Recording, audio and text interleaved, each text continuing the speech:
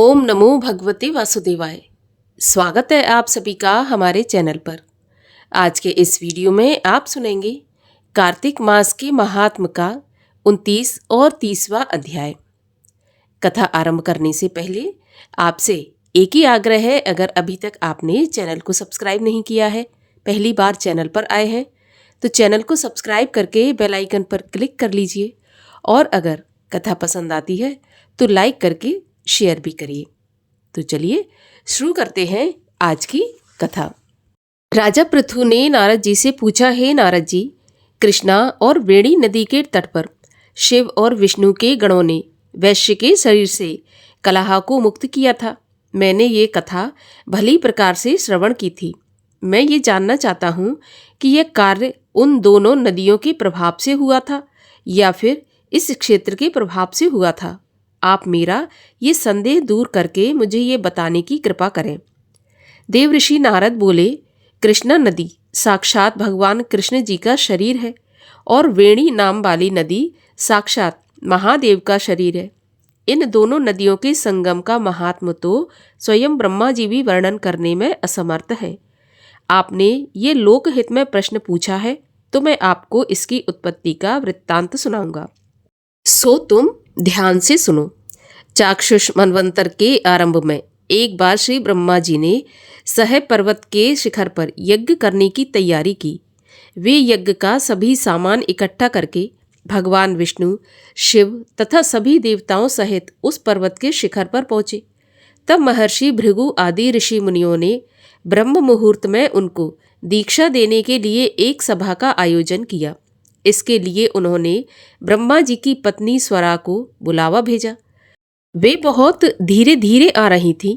तब भृगु जी ने भगवान विष्णु से पूछा कि हे प्रभु, स्वरा को शीघ्रता से बुलवाया था किंतु वह अभी तक नहीं आई। ब्रह्म मुहूर्त भी निकला जा रहा है तो दीक्षा का कार्य कैसे संपन्न किया जाएगा। इस पर भगवान विष्णु ने कहा कि यदि स्वरा यथा समय यहाँ पर नहीं आई तो आप गायत्री को ही स्त्री समझकर दीक्षा का विधान पूरा करा लीजिए। क्या यह गायत्री पुण्य कार्य में इनकी स्त्री नहीं हो सकती? नारद जी बोले, भगवान शंकर ने भी भगवान विष्णु की बात का समर्थन किया। ये सुनकर भृगु जी ने गायत्री को ब्रह्मा के दाईं ओर बिठाकर दीक्षा विधि प्रारंभ कर दी। वे ब्रह्मा जी की दीक्षा विधि कर ही रहे थे कि उसी समय यज्ञ मंडप में स्वरा भी आ पहुंची। ब्रह्मा जी के पहलू में गायत्री को बैठा हुआ देखकर ईर्ष्या और क्रोध से भरकर स्वरा ने कहा, जहाँ पर अपूज्यों की पूजा होती है और पूज्यों की अप्रतिष्ठा होती है वहाँ पर अकाल, मृत्यु और भय तीनों निश्चित होंगे। ये गायत्री जो ब्रह्मा के दाहिनी ओर मेरे स्थान पर बैठी है वह अदृश्य बहने वाली नदी बनेगी। आप लोगों ने अविचार से मेरे स्थान पर इसे बैठाया है, अतः आप लोग भी जड़ रूप में नदी बनेंगे। नारद जी ने महाराज पृथु से कहा कि इस प्रकार स्वरा के श्राप को सुनकर गायत्री क्रोध के मारे अपने दांत कटकटाने लगी और उसके होंठ कांपने लगे। यद्यपि देवताओं ने उसे बहुत रोका परंतु स्वरा को श्राप देते हुए गायत्री बोली, जैसे ब्रह्मा जी तुम्हारे पति हैं वैसे ही मेरे भी पति हैं। तुमने मुझे व्यर्थ ही श्राप दिया है, इसलिए तू भी नदी हो जा। नारद जी ने कहा, तब शिव एवं विष्णु आदि सभी देवताओं ने हाहाकार करते हुए स्वरा देवी को दंडवत प्रणाम किया और प्रार्थना करने लगे, हे देवी, तुमने जो ब्रह्मा आदि सभी देवताओं को श्राप दिया है, इससे यदि हम सब जड़ रूपी नदियां बन जाएंगे तो फिर निश्चय ही ये तीनों लोक नष्ट हो जाएंगे। ये श्राप आपने बिना विचारे दे दिया, अतः तुम इसको वापस ले लो। स्वरा ने कहा, हे देवतागण, यज्ञ के प्रारंभ में आप लोगों ने गणेश जी का पूजन नहीं किया था, इसलिए मेरे क्रोध रूप में यह विघ्न उपस्थित हुआ है। मेरा ये श्राप कभी खाली नहीं जा सकता, इसलिए आप सब अपने अपने अंशों से जड़ीभूत होकर अवश्य नदियां बनोगे। हम दोनों सौतें भी अपने अपने अंशों से पश्चिम की ओर बहने वाली नदियों के रूप में होंगी। देवऋषि नारद बोले, स्वरा के ऐसे वचन सुनकर भगवान ब्रह्मा, विष्णु और महेश आदि सभी देवता अपने अपने अंशों से नदियां बन गए। भगवान विष्णु के अंश से कृष्णा, भगवान शंकर के अंश से वेणी और ब्रह्मा जी के अंश से कुकुद्मिनी नाम वाली नदियां उत्पन्न हो गईं। अन्य देवताओं ने अपने अपने अंशों को जड़ बनाकर वहीं सह पर्वत की चोटियों से अलग अलग बहने लगे। देवताओं के अंश से उत्पन्न नदियां पूर्व को बहने वाली और उनकी स्त्रियों के अंश से उत्पन्न नदियां पश्चिम को बहने वाली बनी। गायत्री और स्वरा दोनों पश्चिम वाहिनी नदियां बनकर एक साथ बहने लगी और उन दोनों का संयुक्त नाम सावित्री रख दिया गया। ब्रह्मा जी ने उस यज्ञ स्थल पर भगवान विष्णु और शिव दोनों की स्थापना की। वे दोनों महाबल और अतिबल नाम से प्रसिद्ध देवता हुए। हे राजन, कृष्णा और वेणी नदी की उत्पत्ति का वर्णन जो भी भक्त सुनेगा या सुनाएगा उनको उनके दर्शन और स्नान का फल अवश्य प्राप्त होगा। 29वां अध्याय समाप्त हुआ। 30वां अध्याय। भगवान श्री कृष्ण सत्यभामा से बोले, हे प्रिय, राजा पृथु नारद जी की बातें सुनकर आश्चर्य में पड़ गए। राजा ने विधिवत नारद जी की पूजा करके उनको विदा कर दिया। इसी कारण माघ मास का व्रत, कार्तिक व्रत और एकादशी का व्रत, ये तीनों मुझे अत्यंत प्रिय हैं। वनस्पतियों में तुलसी, महीनों में कार्तिक, तिथियों में एकादशी और क्षेत्रों में द्वारिका जी मुझे अत्यंत प्रिय हैं। जो प्राणी जितेंद्रिय होकर इनका सेवन करता है वह यज्ञ आदि करने वाले प्राणियों से भी मुझे अधिक प्रिय होता है। जो प्राणी विधि विधान से इनकी सेवा करता है, मेरी प्रसन्नता से उनके सभी पाप नष्ट हो जाते हैं।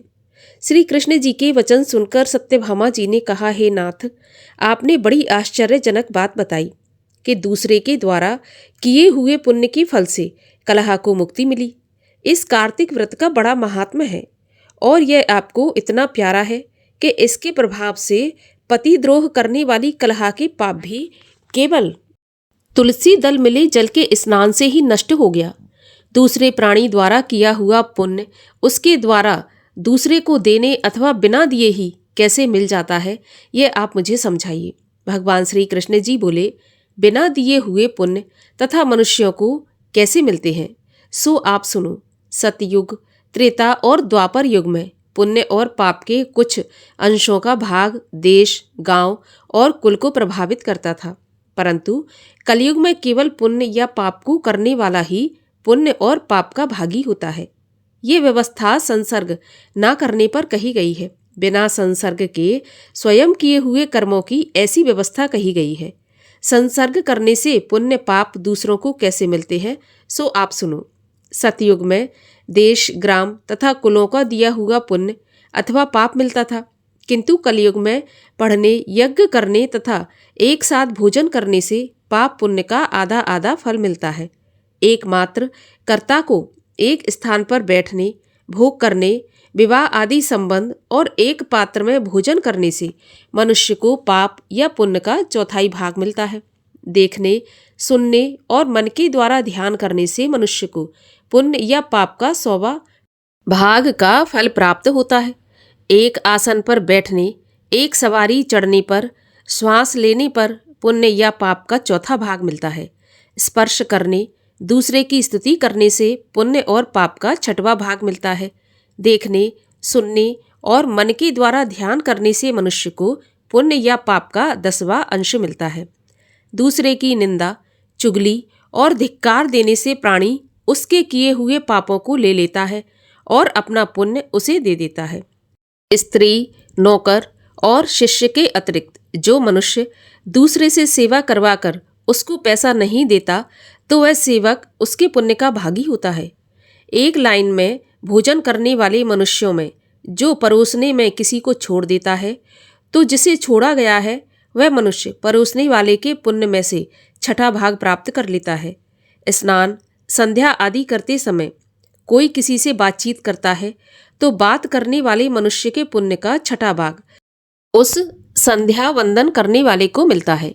जो मनुष्य धर्म कार्य के लिए दूसरे मनुष्य से धन मांगता है, तो धन देने वाला व्यक्ति केवल धन देकर मांगने वाले के समान पुण्य का भागी होता है। दूसरे के धन को हथियाकर कोई अगर पुण्य करता है, तो ऐसा पुण्य करता पाप का भागी होता है और जिसका धन हथियाया गया है उसे उस पुण्य का फल मिलता है। जो मनुष्य दूसरों का ऋण चुकाए बिना मर जाता है तो धनदाता अपने धर्म के अनुरूप उसका पुण्य ले लेता है। बुद्धि देने वाला, सलाह देने वाला, उस कार्य के लिए सामान जुटाने वाला और प्रेरणा देने वाला मनुष्य उस कर्म के पुण्य या पाप का छठा भाग प्राप्त करता है। प्रजा जो पुण्य या पाप करती है उसके छठे भाग का फल राजा को मिलता है। इसी प्रकार शिष्य से गुरु, स्त्री से पति और पुत्र से पिता को पुण्य या पाप का छठा भाग प्राप्त होता है। जो पत्नी अपने पति को प्रसन्न रखती है वह अपने पति के पुण्य का आधा भाग प्राप्त करती है। जो पुण्यशील पुरुष पराये हाथ से दान कराता है तो नौकर या पुत्र के अतिरिक्त जो कोई भी हो वह छठे भाग का अधिकारी होता है। जीविका देने वाला मनुष्य जीविका ग्रहण करने वाले मनुष्य के पुण्य के छठवें भाग को प्राप्त करता है, पर यह तभी संभव है जब उससे अपनी सेवा ना कराए। इस प्रकार किसी के द्वारा हुए पुण्य अथवा पाप बिना देने पर भी दूसरों को मिल सकते हैं, किंतु ये नियम कलयुग में मान्य नहीं होते।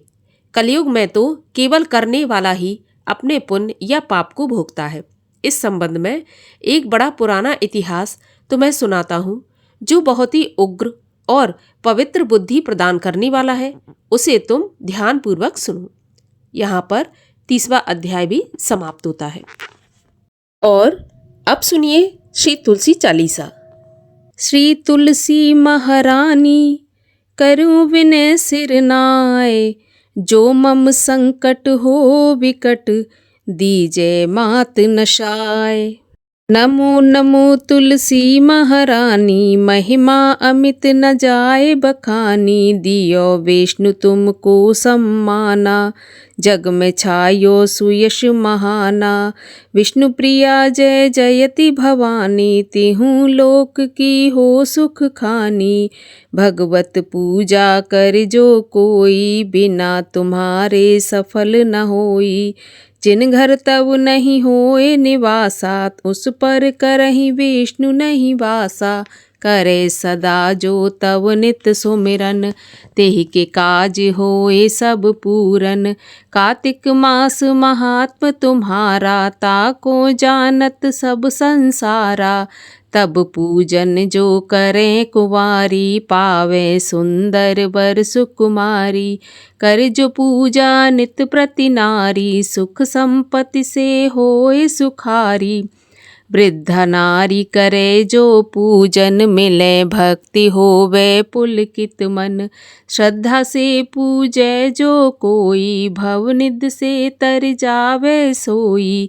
कथा भागवत यज्ञ करावे, तुम बिन नहीं सफलता पावे। छायो तब प्रताप जग भारी, ध्यावत तुम ही सकल चित धारी। तुम ही मात यंत्रन तंत्रन में, सकल काज सिद्ध होवे क्षण में। औषधि रूप आप हो माता, सब जग में तब यश विख्याता। देव ऋषि मुनि और तपधारी, करत सदा तब जय जयकारी। वेद पुराणन तब यश गावा, महिमा अगम पार नहीं पावा। नमो नमो जय जय सुख कारण, नमो नमो जय दुख निवारण। नमो नमो सुख संपत्ति देनी, नमो नमो अग काठन चेनी। नमो नमो भक्तन दुख हरिणी, नमो नमो दुष्टन मद छेनी। नमो नमो भव पार उतारन, नमो नमो परलोक सुधारन। नमो नमो निज भक्त उबारन, नमो नमो जन काज संवारन। नमो नमो जय कुमति नशावन, नमो नमो सब सुख उपजावन। जयति जयति जय तुलसी माई, ध्याऊं तुमको शीश नवाई। निज जन जान मोहे अपनाओ, बिगड़े काज आप बनाओ। करूं विनय मैं मात तुम्हारी, पूरन आशा करहूँ हमारी। शरण चरण कर जोर मनाऊं, निश दिन तेरे ही गुण गाऊं। करहूँ मात अब मोह पर दया, निर्मल होय सकल मम काया। मांगू मात यही वर दीजै, सकल मनोरथ पूर्ण कीजै।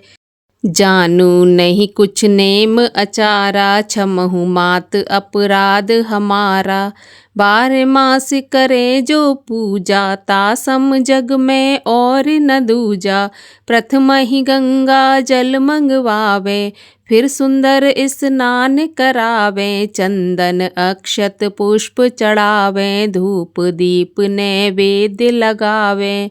करे आचमन गंगा जल से, ध्यान धरे हृदय निर्मल से। पाठ करे फिर 40 की, स्तुति करे मात तुलसा की। एह विध पूजा करे हमेशा, ताके तन नहीं रहे कलेशा। करे मास कार्तिक का साधन, सोवे नित पवित्र सिद्ध होई जाई है। यह कथा महासुखदाई, पढ़े सुने सो भव तर जाई। यह श्री तुलसी 40 पाठ करे जो कोई, गोविंद सो फल पावही जो मन इच्छा होय। तुलसी मैया की आरती। जय जय तुलसी माता, सब जग की सुखदाता। सब योगों से ऊपर, सब लोगों के ऊपर। रुज से रक्षा करके भव त्राता, ओम जय तुलसी माता। बटुपुत्री है श्यामा, सुरवल्ली है ग्राम्या।